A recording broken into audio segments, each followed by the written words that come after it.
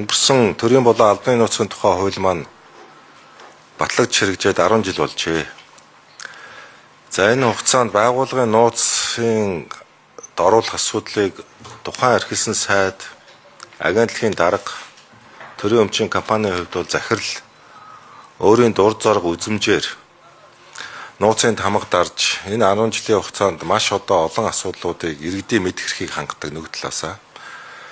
Нөгөө талаасаа альва одоо тийм хулгайн шинжтэй, авилгын шинжтэй үйлдэлээр одоо нууцын тамга дарж олон хэрэг учирлууд гарч энэ мэдих хэрхийг хааж хийжсэн гэдэг зүйл бол одоо нотлогдож байгаа. Олон үйл баримтаар. Нотлох ажил дээр Ганбат гүшүүн битэрч гисэн бас нэлээд ороож явсаа. Хоёулаа хөгжлийн банк нүүрсний сонсголын үеэр энэ олон аптекернүүдийн асуудлыг бол ил тод болгоо явсан. Нүүрсэд маань одоо амь тэмцсэн. Олон асуудлууд нь одоо илэрч 20 сая доллар байр сав дээрэмдсэн. Нүүрс бортойгийг хулгайлсан. Олон асуудлууд нь одоо нотлох баримтаар ил тод болж хууль шүүхийн байгууллагад шилжсэнтэй холбоотойгоор амь тавьсан. Орох байх газаргүй болсон. Хууль зүйн сайдыг ямар ч үнээр хамаагүй, ямар ч хамаагүй гүтгэлгээр нэр цолж жагаад зайлуулах операцийг хийсэн. Энэ операцид нь одоо манай цогтгорол дарагч бас мэдээд хийчихв, мэдэхгүй хийчихв одоо бас нэр хамжигч болчихгүй яаж удаач. Би бол одоо хамжигч болсон гэж ойлгож байна.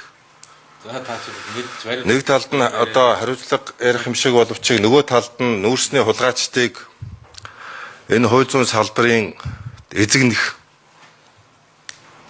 энэ өөрсдийг нь хулгай логертэй хийсэн хүмүүсийг энэ одоо зүйлээс нь одоо холдуулах ийм одоо зүйлд одоо тус нэмэр болсон гэж үзэж байгаа. Та тийм юм ярьж байгаа бол нүүрсчид маань одоо амилдсан эхнээсээ хөлийн хориг моргоо тавьснаа ил тод хэвлэл мэдээлэлээр ихслэр зарлж байна. Би бол дандаа асуудлуудыг нотлох баримттай ярьж байгаа. Миний одоо энэ зөвлөх байсан миний зөвлөх хууль зүйн дотоод хэргийн сайдаа зөвлөхөөр томилогдсонны дараа манай одоо дэд сайдаар ажиллажсэн мөнх Эрдэнэ гэдэг хүнд ногоо автобусны хэрэгээр хэрд огч байсан. Би бол энэ хууль зүйн сайдыг барьцаалах ийм ажиллагаа байсан гэж үзэж байгаа. Монгол улсын дээд шүүх хүртлээр явж 3 шатны шүүхээр гэм бурууг нь эцсийн шийдвэрээр нотлогдсон. Шүүх хурлууд нь нээлттэй явсан. Харин энийг одоо жишээлбэл одоо энэ инквайрийн хууль зүйн сайдын ойр дотны хүмүүс хэрэгтэн хийсэн хэвлэлийн пропаганда хийжсэн. Үнэн мэнэн цаг хугацаа шударга шүүхийн одоо шийдвэрүүдээр би нотлохоож явж байгаа гэж бодож байгаа. Хууль шүүхийн байгууллагын дотоод үйл ажиллагаа мөрдөн шүүлэх ажиллагаанд улсын их хурлын гишүүн, засгийн газрын гишүүн хөндлөнгөөс оролцох, нөлөөлөх боломж хямгаач байдгүй. Тэр үндсэн хуулийн зарчинд миний бие өнөөдрийн хүртэл хүнсгэлтэй хандж явдаг. Өнөөдрийн хүртэл. Миний ярьжсэн нотлох баримтууд бол хавцад хэрэгт байгаагүй, мөрдөн шалах ажиллагааны нууцад хамаарахгүй ийм үйл баримтуудыг би нотлох баримтаар дандаа ярьж одоо өнөөдөр олон асуудлууд нь бас одоо цаг хугацаагаар шүүхийн өмнө дэнслэгдэх ухаа гэдэгт би итгэлтэй байдаг. За би бол хариуцлагыг дээрээсээ эхлэх ёстой гэж боддог.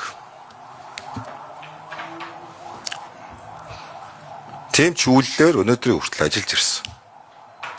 Улсынхаа ерөнхий сайд байсан, өөрийн намын дарга байсан, өөрийн намын ерөнхий нарийн бичгийн дарга байсан хүмүүстэй холбоотой олон 10 сая долларын үйл баримтыг баримтаар дандаа нотолж ярьж, хуулийн байгууллагад шилжүүлсэн.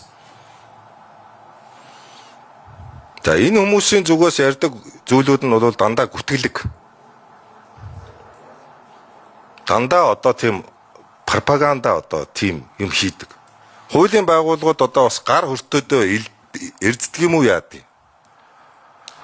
Манай хуулийн системд одоо харагдж үзэгдээгүй үйл явдал болж байгаа шүү дээ.